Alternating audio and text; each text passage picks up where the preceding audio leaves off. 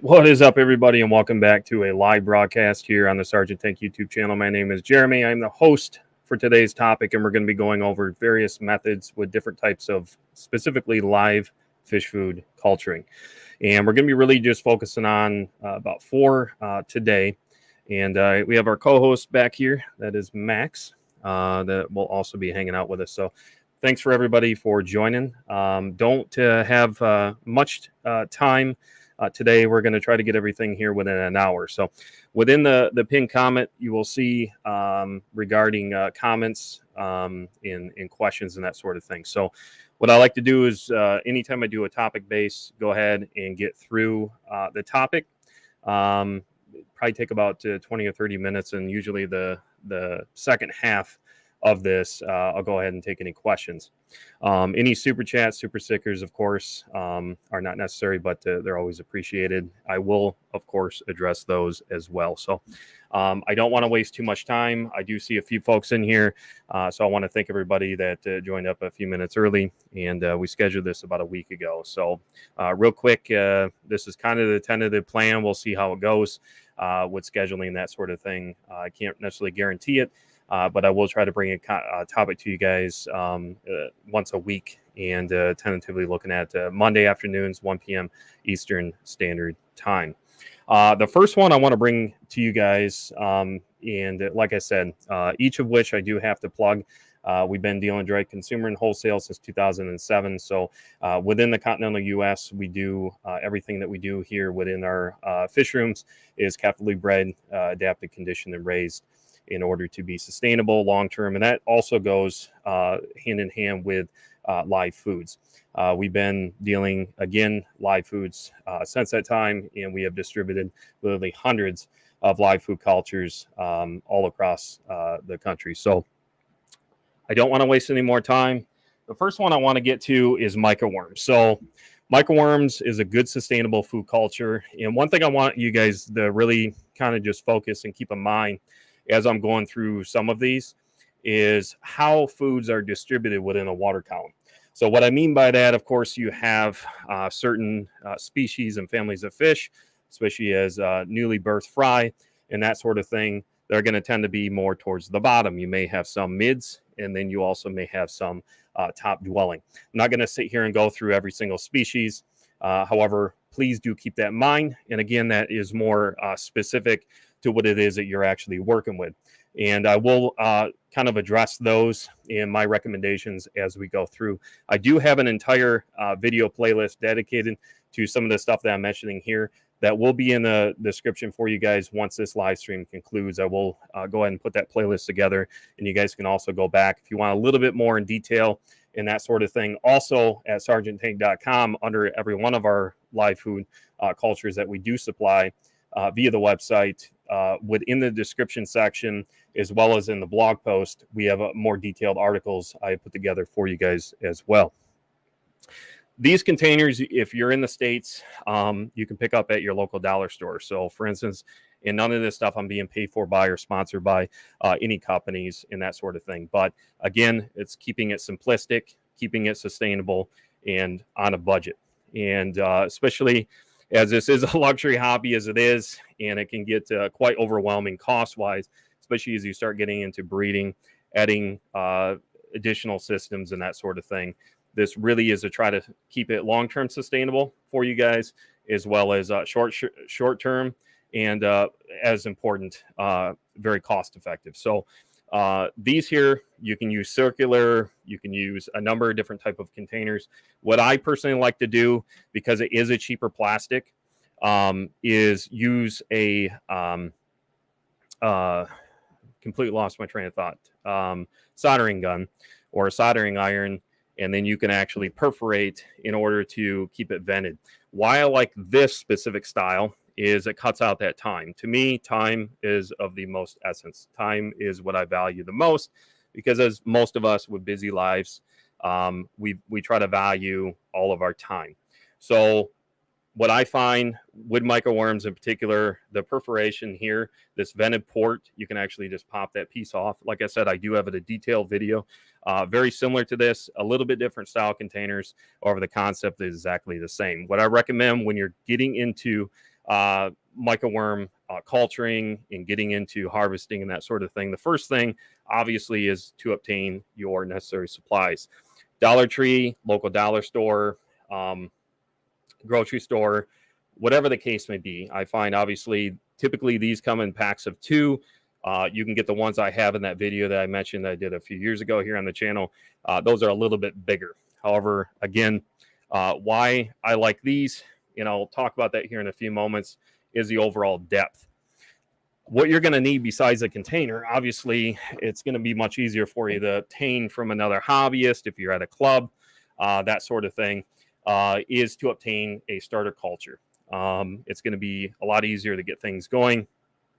Obviously, like I said, this is one of the cultures that we do supply via the site. However, if you have somebody else that already has a microworm culture going, you can also obtain it from them. So we have the container. Again, redundancy is anybody that's been following me for any period of time here on this channel or any social media platform, I cannot drive home enough the importance of redundancy and consistency. Have more than one of these available. My go-to is at least 3, if not 4 of these. Instant mashed potatoes. Again, you can get those at your local dollar store. And typically 1 box of those, you could essentially do 3, if not 4 of these with one box of instant mashed potatoes. It just depends on how thick you go. This container is roughly 1 1/4 1.5 inches thick. However, it's roughly about 1 inch. The overall, I wouldn't recommend going much more than that and or less than that. So what I mean is when you take your instant mashed potatoes, you go ahead and use aquarium water. I cannot emphasize that enough. The reason that is sometimes dechlorinants or other potential contaminants that you may introduce by doing like a dechlorinate type of situation via a typical water change when in a given system. What I recommend doing is take the top of already good cycled aquarium water. Just take a pitcher or a cup, however you can get it out of the top. Obviously, make sure you don't scoop up any of your livestock. That's how you're going to get this going. And you're going to take your instant mashed potatoes. You can just use the same container. You can mix it in the bowl. There is no right or wrong way there. The consistency needs to be very similar to the consistency of instant mashed potatoes. So what I always tell folks is getting into their first time or their 100th time, I can tell you I've seen more people fail with these than I've seen succeed. That's why I wanted to bring this segment to you guys, because I find it is very important. Because I want to see everybody succeed, especially with live food culturing. And keep maintaining these things for a very long period of time without having to constantly be, having one crash and then starting a new one. Hopefully some of the stuff I share here with you guys, it'll make sense here as we go. So if you follow the instructions on the box of the instant mashed potatoes, what I recommend doing is do a little bit on, I'm using it very loosely, but I don't want to use the term runny side. What I can tell you is most people, when these crash, what I find is they keep them too dry. Also, temperature is very important. And some of these I'll be mentioning here will be very similar as far as temperature. If you want to get good sustainable and maintain these things where you can constantly be harvesting from them over, I'm talking 8 to 12 months time frame, without having to redo that culture or have the culture crash. Besides the things I already mentioned to get it going, is to keep it sustainable, 65 degrees Fahrenheit. A wine cooler, if you can get your wine cooler to 65 degrees. That's the other reason why I like the height of these containers, because of the shelves that we have within that specific wine cooler. We have a fairly large one because I maintain a lot of these. And of course, with the shelving, depending on how you place it, there is no right or wrong. You can keep it at the top of the wine cooler or at the bottom. If you can keep it within that 65 degree-ish, mid 60s is what I recommend. You will find that the overall metabolic rate with these guys is they're still going to populate, but they won't get to a point where you're going to find them crashing. I don't find too many people actually do that. That's why I'm sharing some of these tips and tricks with you guys. There really isn't much else to show on that. The other one I want to show you guys, that's also a very popular one that I see a lot of people fail at, is white worms. Again, you guys, anybody that's chiming in, as you can see in the pin comment, just bear with me. I like to get through this segment, and then the second half, the last 20 minutes or so, I'll take any questions from you guys. So I'm going to kind of show you guys here. This one I've already fed on Saturday. Today is Monday. Right now, the white worms are all, of course, hiding, but I want to show you the container. Again, dollar store, these come in singles. What I like to do with the white worms, this container here is about 2 inches. The actual medium for it is roughly 1 3/4 inches. And then it's perforated all the way along the sides. I like to have airflow going through this way. And then you can also perforate like we did here on the top of the lid. I'll get back to this container here in a second. You guys have probably seen something similar to this here. This is a coir or coconut husk. These come in bricks. You can pick them up on Amazon. If you guys have Amazon Prime, I want to say they come in packs of 3 for around 10 to 13 bucks US. What I want to show you guys, and then we'll get back to that. This is the spawning medium, or not spawning medium, but the medium that you'll actually be using in order to maintain your culture. I'll get into the reasons why here in a moment, versus other types of soils and that sort of thing. Is what I tell folks is take this brick. You're going to take a 5-gallon bucket.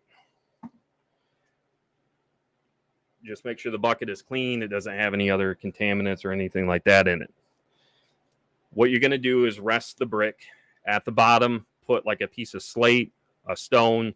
It doesn't have to be real heavy, just enough in order to keep that down so it doesn't, because of buoyancy at first, so it doesn't come afloat. After roughly 20 or 30 minutes, once you've added water, do not add dechlorinated water. What I like to use is either the wastewater from like an RODI system, or you can just use RODI water. Again, trying to mitigate the potential, not that you can't use dechlorinated water. This is just what I recommend. I would not use aquarium water in this situation either, because of the potential of bacterial and unnecessary bacterial issues. So I use a piece of slate, something like that. This thing is roughly probably about 4 pounds. And then after about 30 minutes or so, you'll actually see that entire slate in this situation completely rise up, because now that coir, or that coconut husk, has completely absorbed. I'm going to put on some gloves here just because I'm working around electronics. I don't want to get my hands all over it. So just bear with me a second. I'll show you kind of what it looks like after roughly 20 minutes or so, 20, 30 minutes. You can keep it in there for up to 45 minutes. It's not going to hurt anything at all. And then you want to, why I say weight it down is, and then add that water, as I mentioned, just above the brick. You don't want to add too much water. And I find that's the sweet spot when you're using a 5-gallon bucket.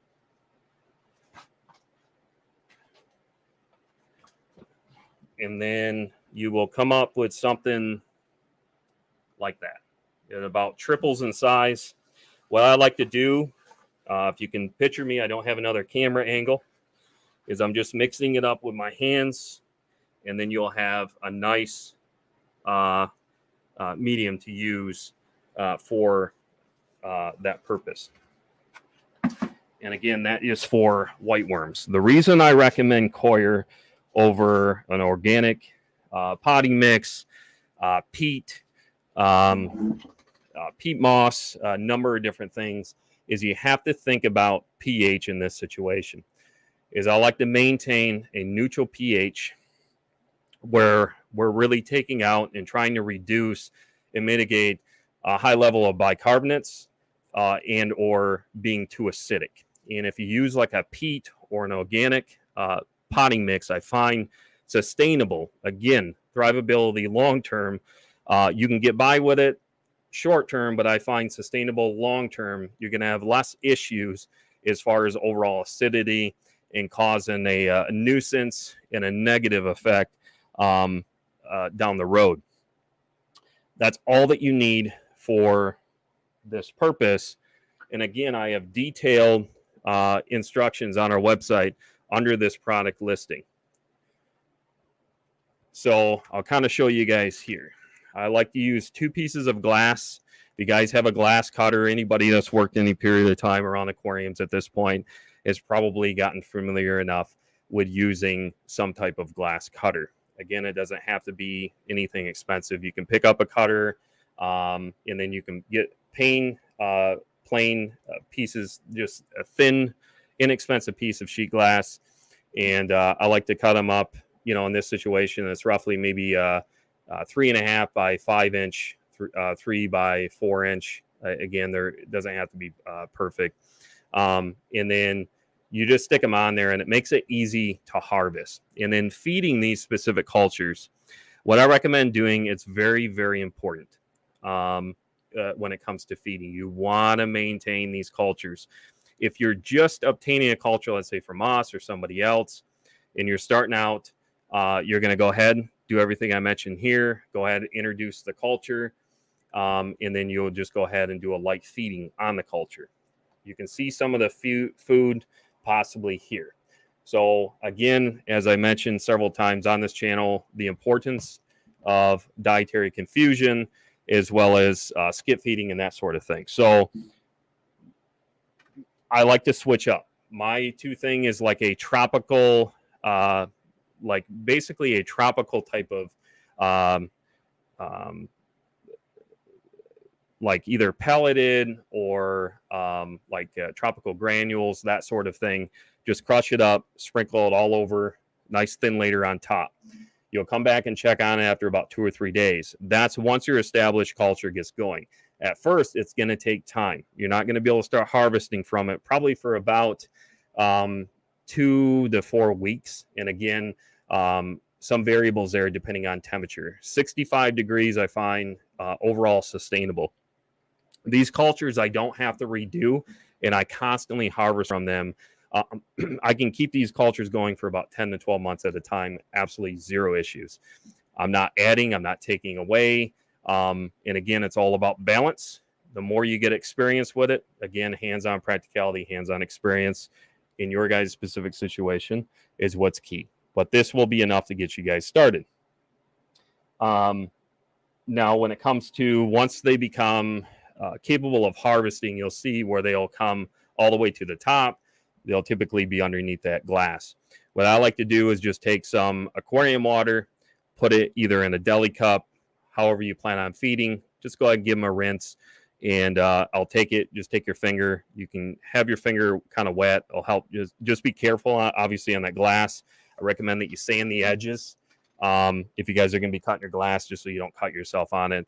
And then dip it into the deli cup. You can actually take that entire thing. The other reason I like is you notice some of that coir, that coconut husk, stuck towards the bottom. As long as you don't have a ton of it, you can actually just take that whole piece. Let's say you're trying to condition some, cichlids, some dwarf cichlids, that sort of thing.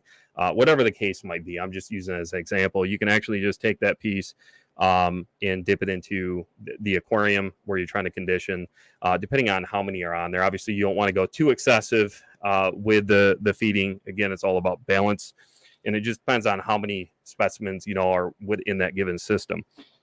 The other one I want to mention is one that's used often is live baby brine. So see if this will focus. You can kind of see them a little bit there.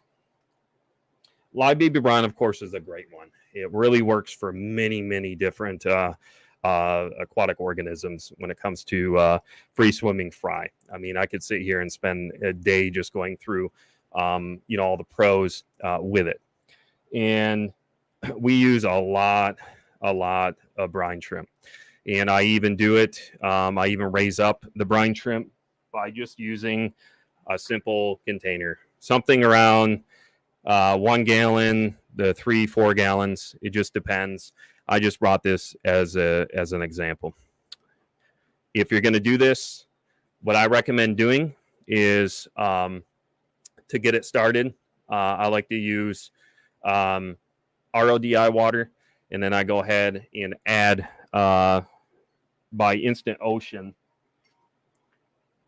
sea salt. So it contains what I find the appropriate level of minerals and that sort of thing. I'm just telling you what I recommend for sustainable. And you'll just go ahead and mix that in there. I use a 1/4 cup per this. So if you picture this pretty much to the top, RODI, you don't need a sponge filter in here, box filter, any type of filtration. Aeration is key. Just enough turnover rate where you keep it going. It doesn't have to be going crazy. When you're first hatching out, really doesn't matter, as far as the overall turnover rate. Now, once you're trying to raise these guys to adulthood and even get the adults to start reproducing, I keep cultures going as a test for months without doing any water changes and only feeding. Another tip and trick that I'm going to share with you guys is one I've not honestly seen anybody ever do, is when it comes to feeding, what you're going to use is going to kind of tie into the next one I'm going to mention here, and that's Daphnia in a moment. Is you can pick this up on eBay, Amazon. If you go to your local market store, this is the product here that I recommend. What I like to do is pre-pack to make it easier for myself. And I even wrote it. So when people buy these cultures, sometimes I'll send just to get them going. This is a 1/4 cup capable per gallon. So whatever container you decide to use, this is going to be your food. And 1/4 cup per gallon. What I like to use is just regular tap water, not dechlorinated. Use warm water enough where you can actually put your hand. So if you picture you're over by your kitchen sink, you have a milk jug, whatever the case may be, it all has to do with the gallons. So you figure it out. 1 gallon container, whatever you decide, of tap water, non-dechlorinated, to a 1/4 cup of activated dry yeast.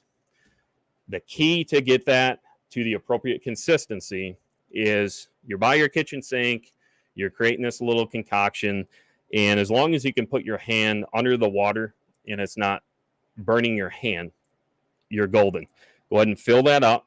You're going to instantly add this, take a spatula, mix it up for about a minute, come back about 10 minutes later, mix it again real good, let it sit, come to room temperature.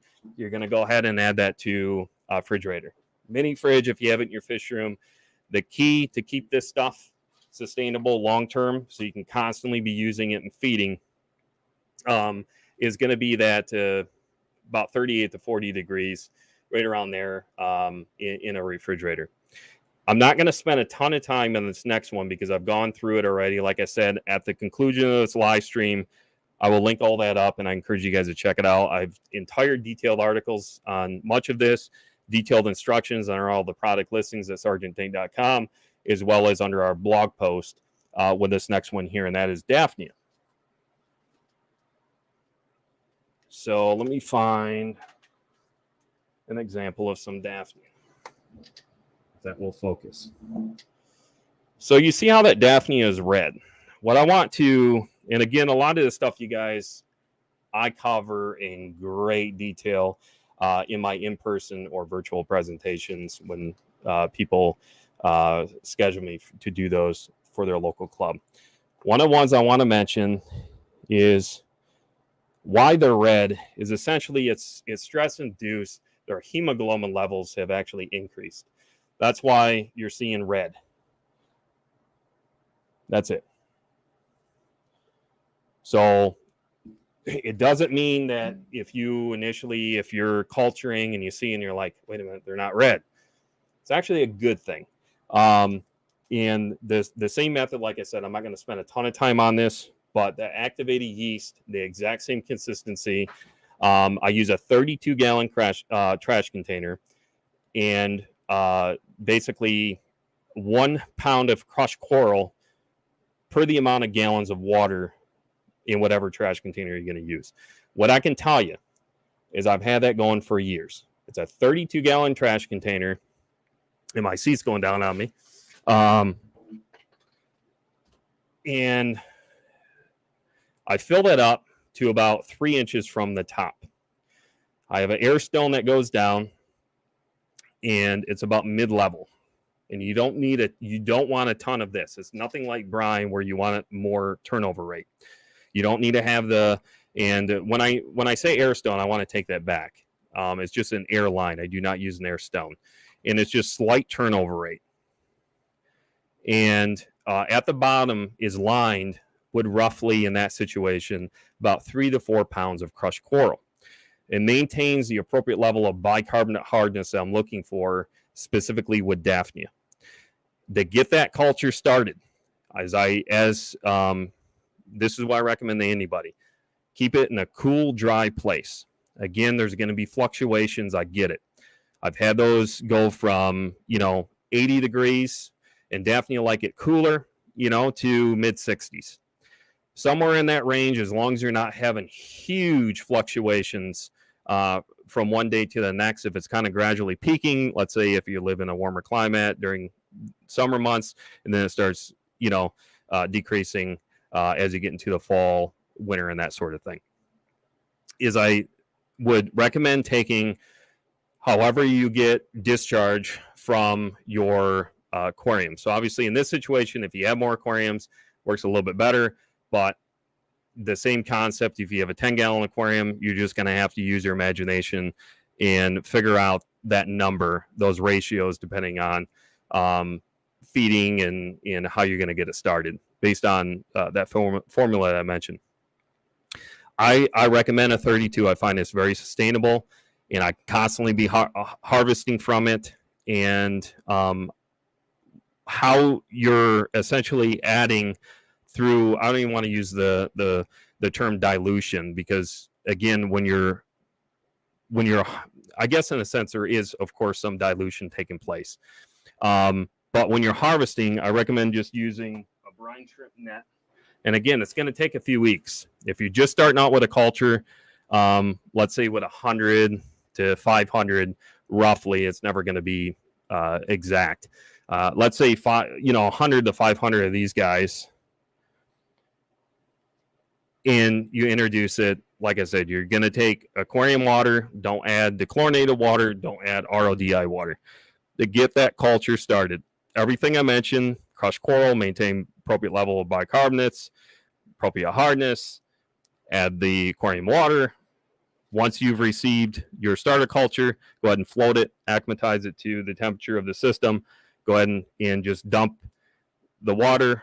In this situation, if you're getting it from us, just go ahead and add. It's not going to do any harm. Go ahead and add the water to, if this is a newly set up system. Just go ahead and add it, dump it right in once you've temperature acclimated it to that container. After a few weeks, you're going to know, once you start getting some population, how you're going to feed and how much you feed.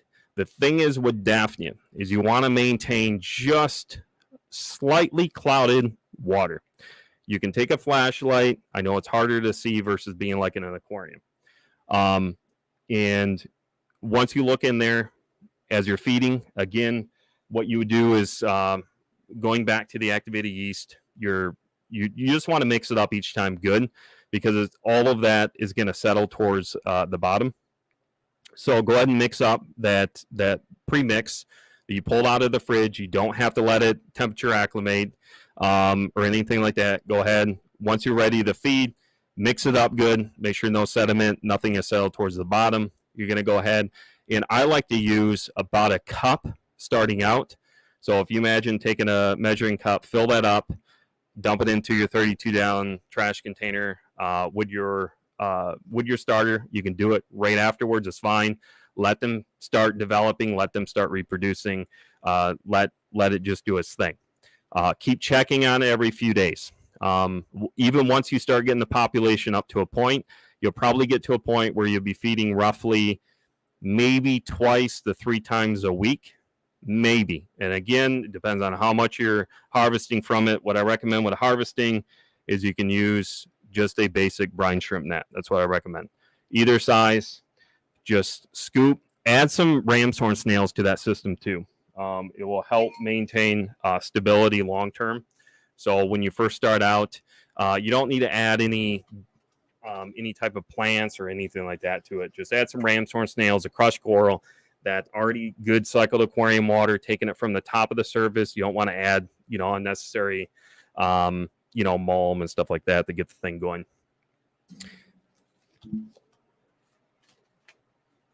And then the other one here, if I can find it.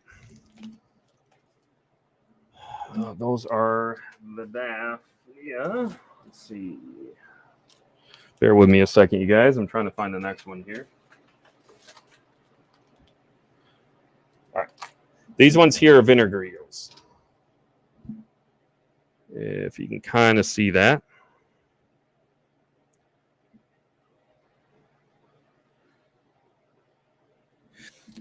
Vinegar eels work great. Again, going back to the initial part of this, is you want to keep in mind distribution of live foods within a given water column. So you're going to have to learn from experience once you add. Keep in mind temperature fluctuations can change in the way that these things and their overall buoyancy and how they actually distribute within a water column. But it's key, besides the size of the food, to ensure that they're actually obtaining a good nutritional balance, especially with very newly birthed offspring. Like, let's say some of your rainbow fish, your Melanitania, your Sunamugal, and that sort of thing. They can be very, very small. Even some of your Danios and that sort of thing. Is you may want to start off with just natural microfauna, microbacterium, paramecium, and that sort of thing, which I'll show you guys here in a moment. So the vinegar eels, again, I have an entire detailed video, articles on it. However, what I recommend, just as a quick recap, is go to Gordon Foods, obtain yourself apple cider vinegar. Go to Aldi if you have one. Much cheaper. This is distilled white vinegar. If you can imagine, grab 2 of each. Just to have it on hand. You can also use just this. Does completely fine.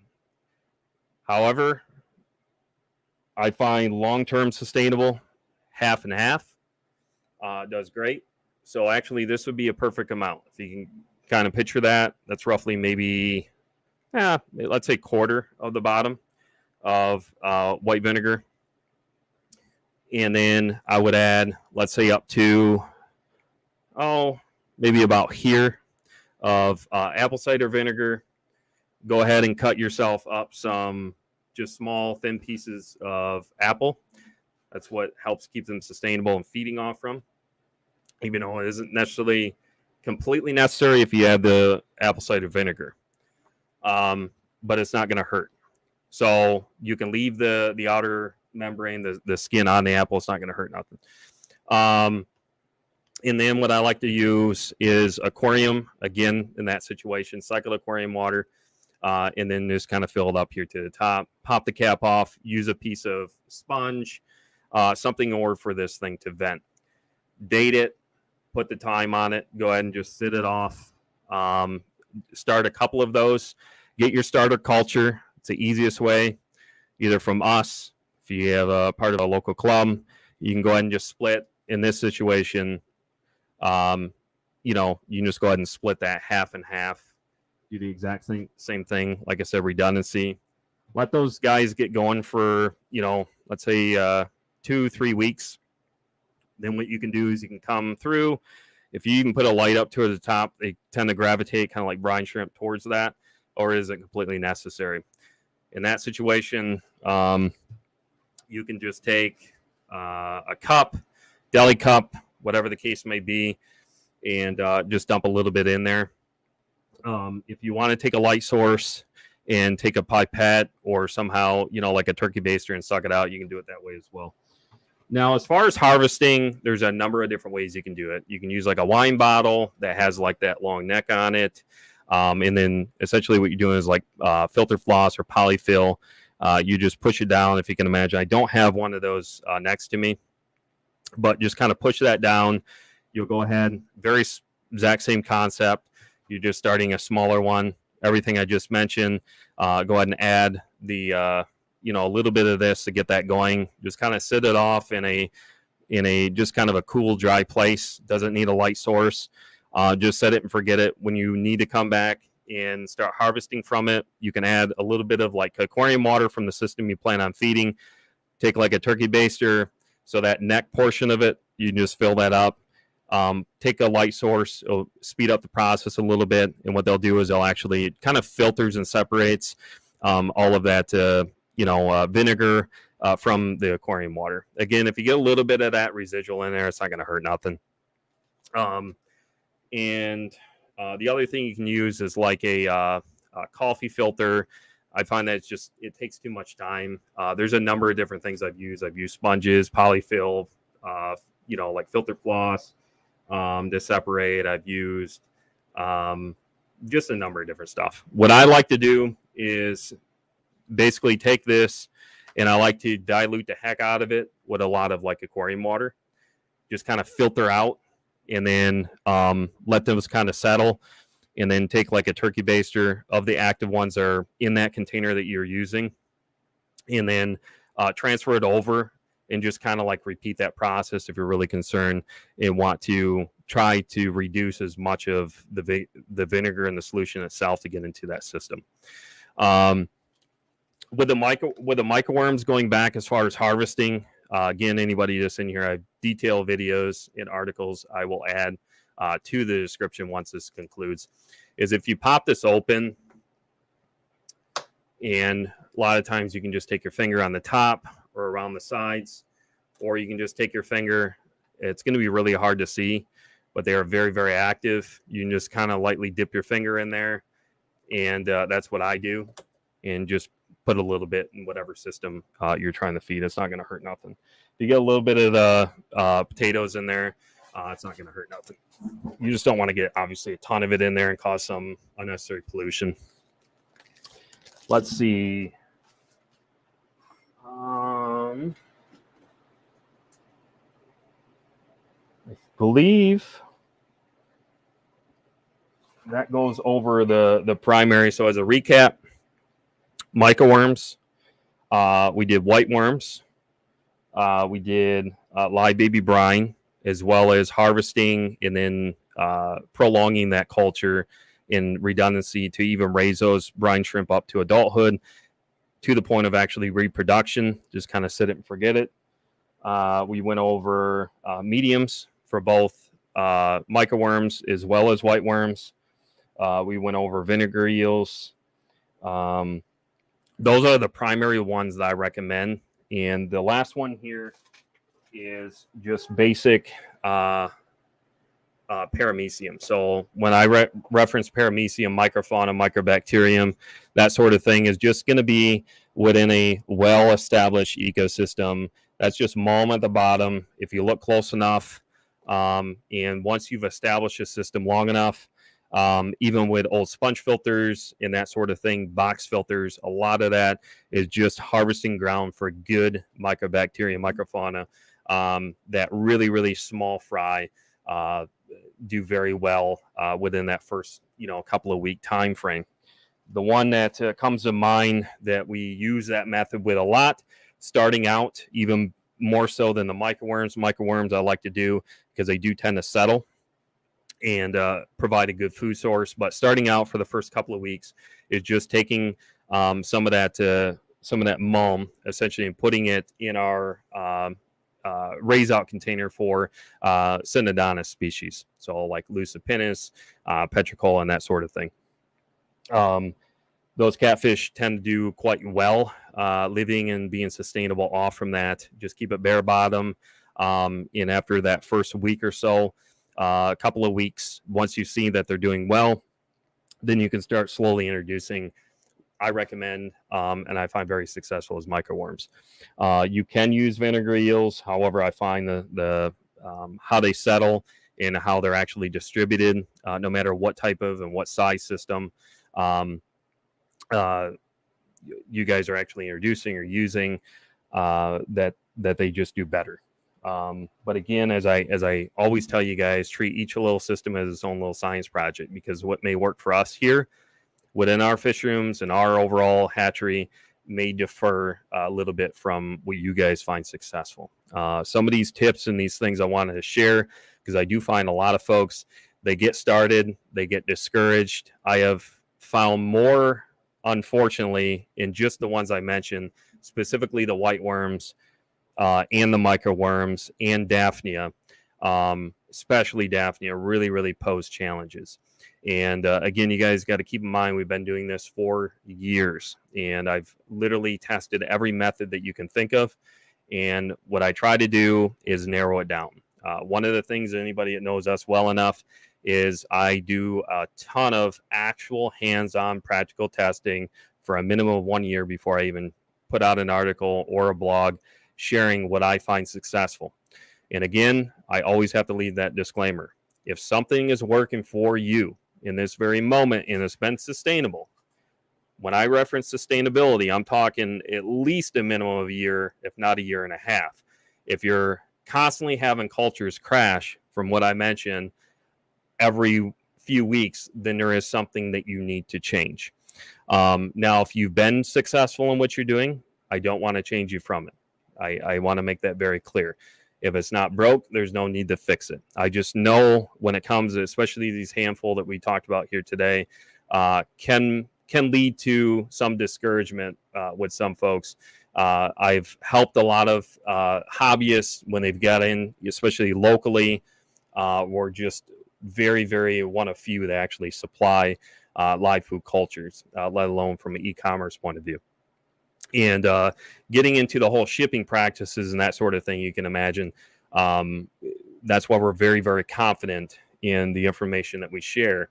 And I've seen people take what we've shared, as long as they try to mimic as best as they can. I haven't heard any issues, knock on wood. Nobody's, and like I said, I literally have provided over the years hundreds of live food starter cultures. It's a very important, I find, sustainable, conditional, especially with young, newly birthed offspring, to get them to a point where you can then start transitioning over to either powder foods, other types of more quote unquote processed foods. The thing is, when it comes to any type of food source, is dietary confusion, skip feeding. Obviously, when you're talking newly birthed, you may have to feed 3 times a day minimum, and maybe more. Again, it depends on what it is that you're trying to raise up, how many are in that system, how well in the regimens as far as the overall water chemistry, and that sort of thing. So I appreciate everybody here. It took a little bit longer than what I anticipated. I planned on about 30 minutes, and I did tell you guys I would address any questions that you guys may have the last few minutes. So we're going to hang out for about another 15 minutes, and then we're just going to go ahead and wrap things up. So I'm going to scroll back up here, and I'm going to try to go through the chat. So again, thank you, everybody. This is typically how this format is going to kind of look when I do topic-based live streams. I like to really just focus on the topic, not ignoring you guys at all. If I start focusing too much on the chat and what's going on there, I'm not discouraging you guys. I'm encouraging you to continue leaving your questions. And if I don't address them here today, I can always address them in a future video or live stream. So let's see here.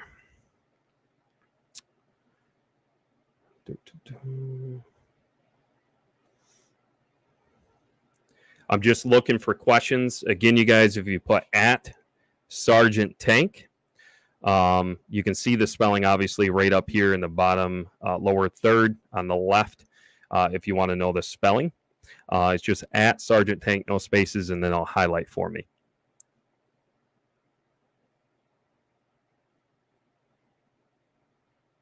Zenzinger, the Quarrier is the best. Absolutely. Again, you guys, it provides a more neutral pH basis rather than me nerding out and talking about the overall acidity effects when you're using other mediums and that sort of thing. So it works great for a number of different stuff. Let's see.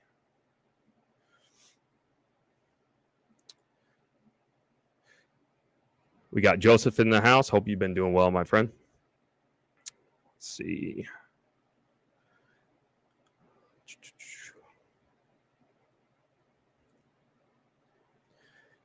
And I could talk for literally hours, you guys, on this stuff. It's really, really hard, as you can imagine. It took me about 45 minutes, and I only touched on 4 live foods. Imagine me trying to do an entire club presentation in about an hour and a half, which covers a wide range of methodology to aspects of fish breeding. But again, this is something that you guys why I started this channel was to, again, save people money, realize you don't need to go out and spend hundreds or thousands of dollars on the greatest new invention. And really a lot of the stuff that I mentioned to you guys, you can honestly just use your own ingenuity, use some creativity. The main things that, of course, you're going to have to spend a little bit of cost on, and it's not much at all, is like those coir bricks. What else? The instant mashed potatoes. And then, whatever the cost may be for like a starter culture, that sort of thing. If you're part of a local club and you have somebody that can, loan one to you, provide one to you, however you want to look at it, you can get them very, very reasonable. And especially if you are friends with somebody already in the hobby, it makes it even that much easier. But yeah. I have not worked with those, the Dutch Aquarius, the flightless fruit flies. Just wouldn't be really conducive to what it is I'm working with. I know some folks, you could essentially, let's say if you're working with some of your like, like your clown killifish or some of your hatchet fish and that sort of thing, where you're kind of more of a teaching and training tool for some of those top dwelling specimens, where in their natural habitats, they like to essentially spit out, knock them off. In it, to me, it's more of like a psychological training tactic. If I was going to be using those, I wouldn't necessarily be using it necessarily as a food source. To me, I would actually look at it a little bit differently, because I'm really focused on the overall psychology of that system. And again, I don't want to sit here and start preaching on the differences between what we see in captivity versus what you're going to find in the wild, because we all know there really is no argument, and nobody's going to get anywhere at the end of the day there, because in a glass box, no matter how much we try to recreate and mimic what's happening in a natural habitat, you're just never going to get there. Of course, we try to. Of course, the behaviors and what we see, the domestication, the process that we've seen for so many years, just as we really condition and adapt aquatic organisms to handle freshwater aquaria as a hobbyist, as a hatchery and that sort of thing. Of course,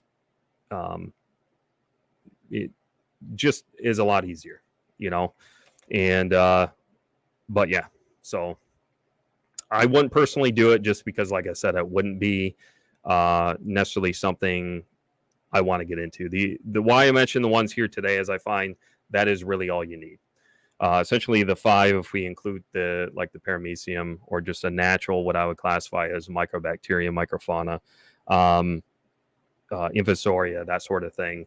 Essentially those 5 you can literally feed just about any freshwater aquatic organism. Yeah, so let's see. Again, you guys, any questions? We have about 11 minutes, and then we'll be wrapping this up. Please put at Sergeant Tank if you want to know how it's spelled. Just no spacing, lower thirds, left-hand bottom part of the screen. You can see the spelling of our name.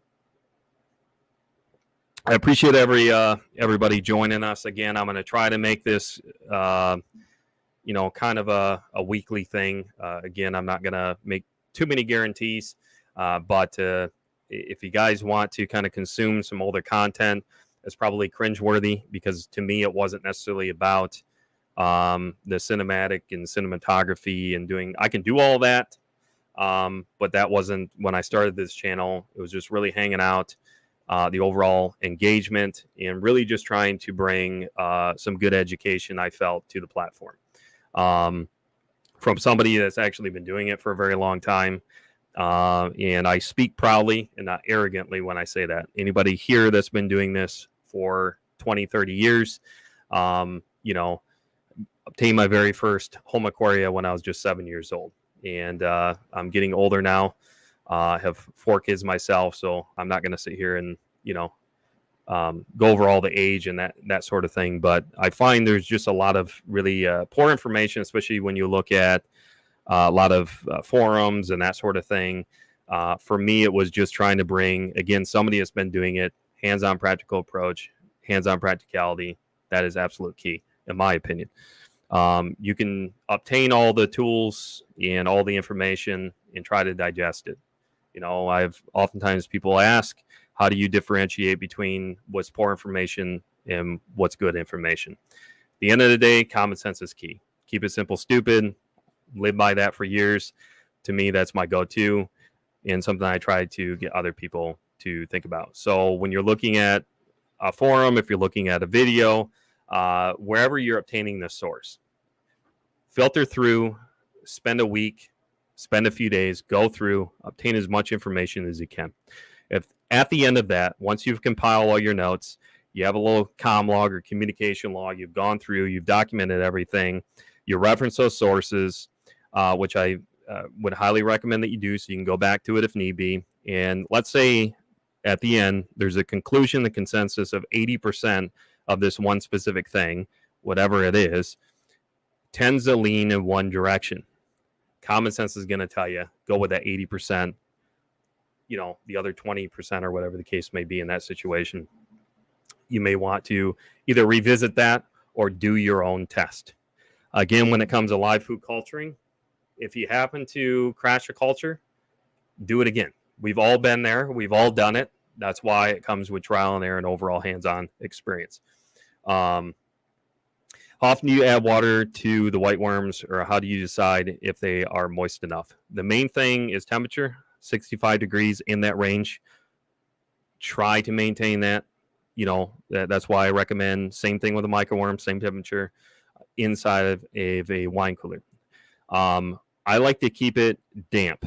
So it's really hard to show, but earlier on I was showing you guys what I recommend when you're trying to make that pliable and workable with the coir bricks is, if you can imagine, once that has completely absorbed all of that water after about 45 minutes, as I mentioned earlier, that consistency initially is what I recommend trying to maintain that on an ongoing basis. That's the simplest way I can put it.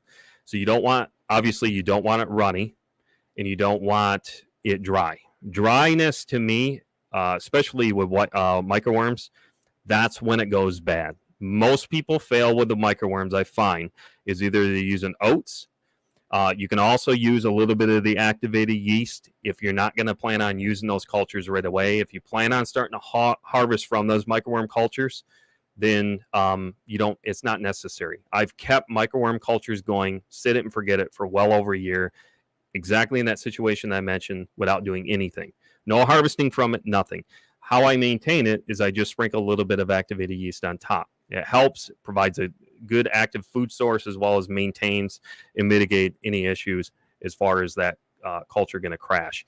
Now with the white worms, you don't need to, besides just feeding.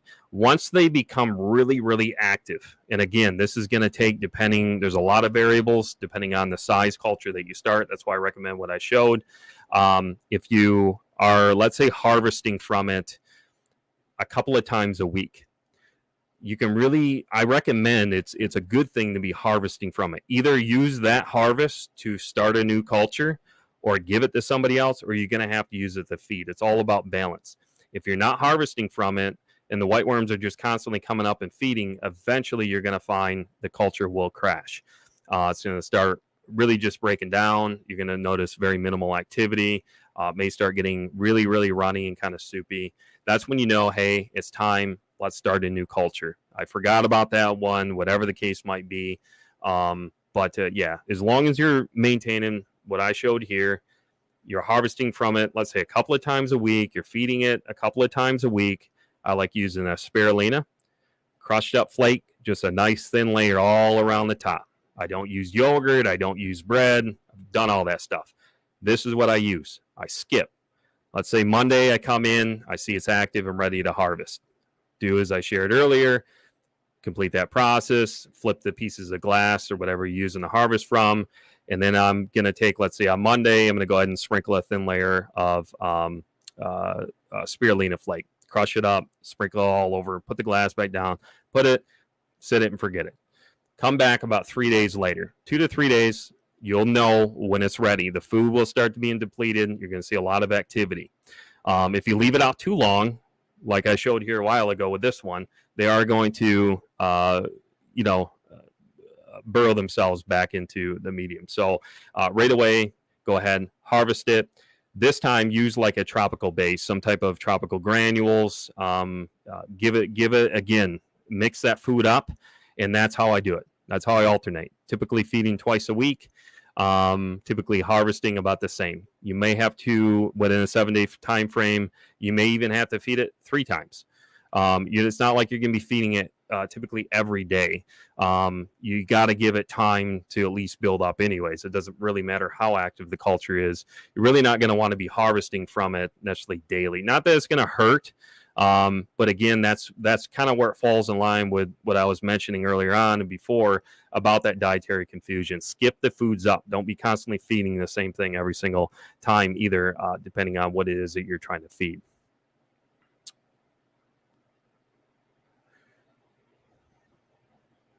And exactly as I was mentioning earlier, very, very important. Maintain. I recommend at least 3 cultures. To me, there really is no excuses with that. Even with 2 cultures, have one, sit and forget it, that you can constantly be pulling from if you need to start a new one. That's the one that you just sit it, forget it, add a little bit of activated yeast. I'm using microworms as a example here. Sit it in there. The other 2, you're kind of just dual rolls. You're going back and forth on those. So you harvest from one that time. The next time you harvest from the other one, just kind of keep going back and forth on those. Best live food for Pisto babies, live baby brine, for sure. Will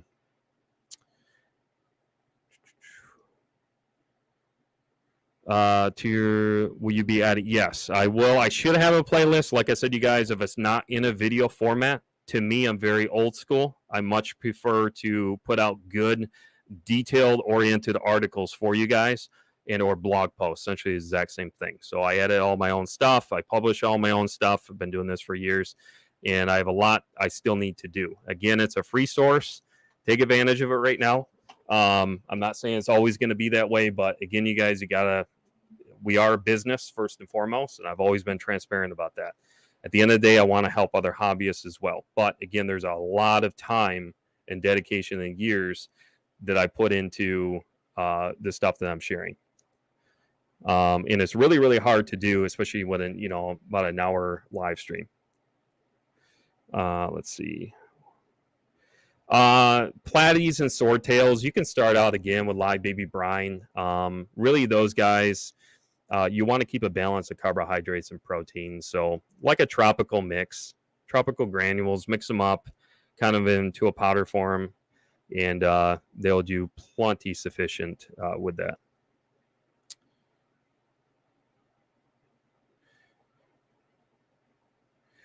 Do we typically feed immediately after? That's a very good question. And the answer is typically yes. Typically, yes. And again, it really kind of goes in line with knowing what your culture is at that stage. So as soon as we harvest from for instance, the white worms, absolutely feed it.